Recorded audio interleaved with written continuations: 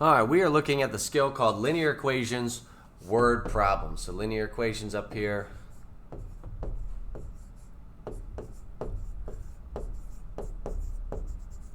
Word problems. And what we're really looking to do is identify how to take what they give you in words and put it into a mathematical equation. And primarily we're going to be looking to use the format of y equals mx plus b, which is our slope-intercept form of a line. This equation or formula can be found on your Keystone exam formula sheet. Again, this is my slope or my rate of change. All right, so in the word problem, we're going to be looking for some sort of rate. And then this is my starting point, otherwise known as my y-intercept. So we're going to be looking for somewhere where they began. All right, and they start off here. I am in the Study Island lesson piece of this, if you ever want to go to Study Island and actually read this and see the lesson piece.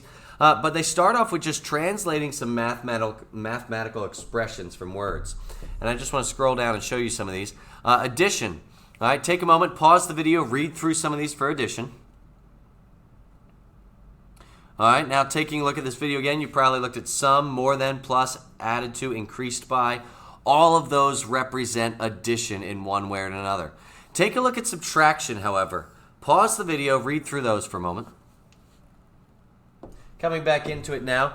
Subtraction is where it can get a little tricky. So 3 less than a number. A lot of people would think 3 less than a number. And they'd write 3 minus x. But subtraction is often reversed. All right, and it says less than. Whenever you see this word than, it's saying that you've really got to reverse the order, because than, what they're about to say, is what comes first. Now, the second one, a number decreased by 15, all right, now it's in the right order because decreased by, it's telling you that I'm subtracting what's to come. All right, 7 minus a number is in the correct order. A number subtracted from, there's that word from there, that also tells us it's in the opposite direction there. So you got to be careful. All right, the difference between two numbers, the difference between, you could just put the larger one first if they give you just a difference between, because you really find the positive difference in that case. Take a look at multiplication, pause the video and read them. All right, coming back in, you see 8 times the number times multiplied by twice specifically means times 2. All right, thrice would be times 3.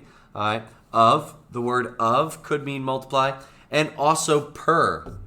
All right, per could also be a multiplication number that you could use as well. Sorry, a multiplication word. And then take a look at division, pause it. All right, quotient, divided by, ratio. All right, all of those could represent division in some way.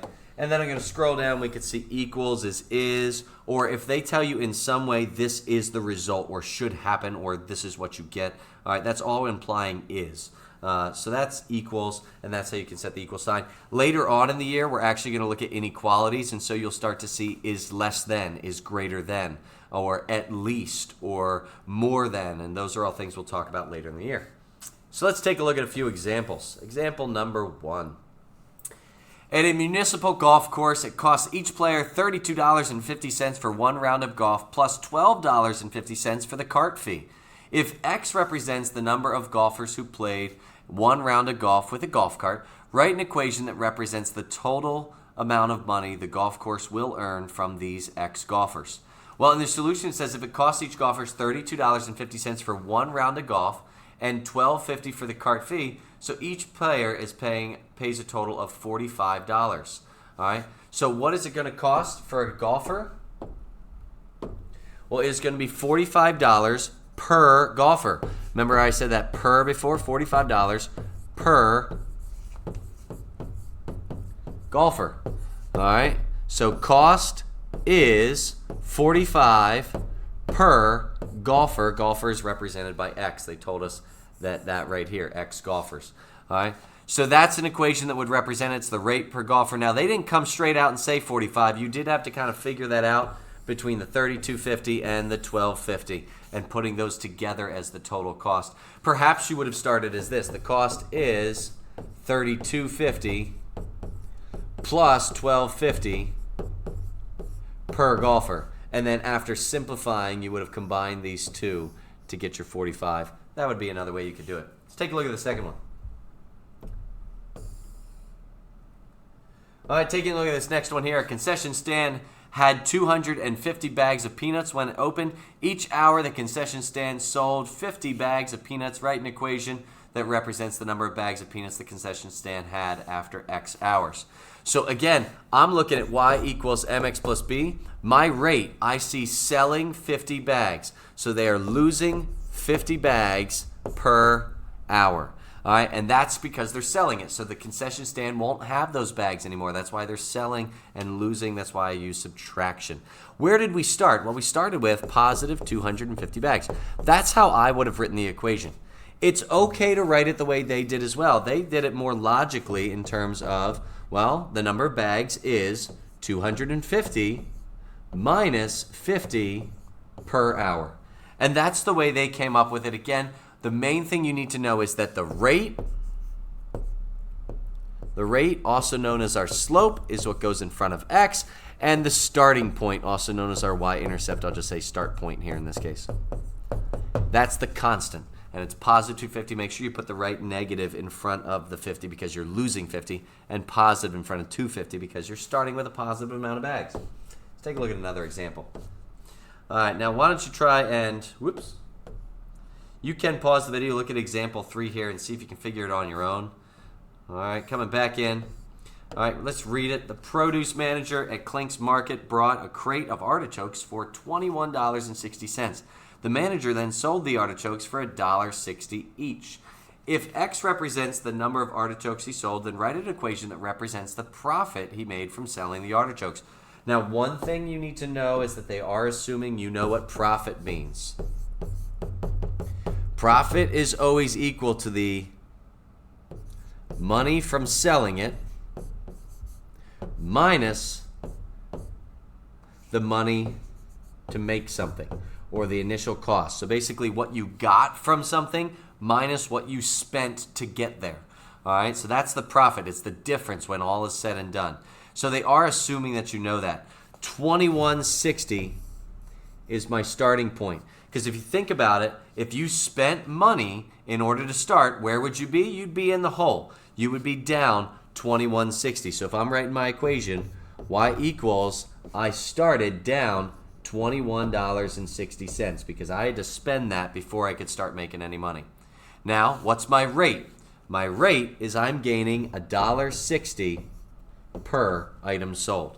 All right, so that's my rate, and it goes in front of X. So that's where I came up with my formula. My rate is I'm gaining $1.60 per each item that I'm selling, all right, per artichoke. And I started in the hole of $21.60. I started in the negative because I spent the money to get going. All right, so I was out money. Let's take a look at a few examples in Study Island, and I'm going to have you practice these, and then we'll see if you're right. All right. Take a look at this equation or this problem right here. Pause the video. I want you to try and figure it out on your own first. All right, so if you're coming back into this now, let's read it together. All right, the Bedrock Water Department has a monthly service charge of $6.10 and a volume charge of $1.44 for every 100 cubic feet of water. Which of the following equations can be used to determine the Sandstones family's monthly water bill? All right, if it's a monthly water bill, that means in the month, we are always going to pay this initial fee right here. That's our B of $6.10. That is our service charge for the month. On top of that, I see a rate. I know it's a rate because I see the words for every. If you remember back in the beginning of the video, we said for every represents multiplication. All right, so that's $1.44 for every 100 cubic feet. They're saying let X represent that 100 cubic feet. So $1.44 for every X or per X. Well, that absolutely looks like our M. So our equation is going to be y equals our rate of $1.44 per 100 cubic feet plus a monthly service charge of $6.10. And that's going to be our linear equation. Did you pick it out correctly? That would be this one right here, C. Careful, they tried to get you with a minus there. But you don't start off with a negative 610. You have to pay them $6.10. They're not going to give it to you. Let's check out another equation or another problem. All right, here's another one for you. Go ahead and pause the video, read it out, try to answer it on your own, and then come back to the video. All right, let's see how you did. A rental car company charges a base fee of $52.61 plus 45 cents per mile driven. If X represents the number of miles driven, which of the following equations could be used to find Y, the total cost of the bill?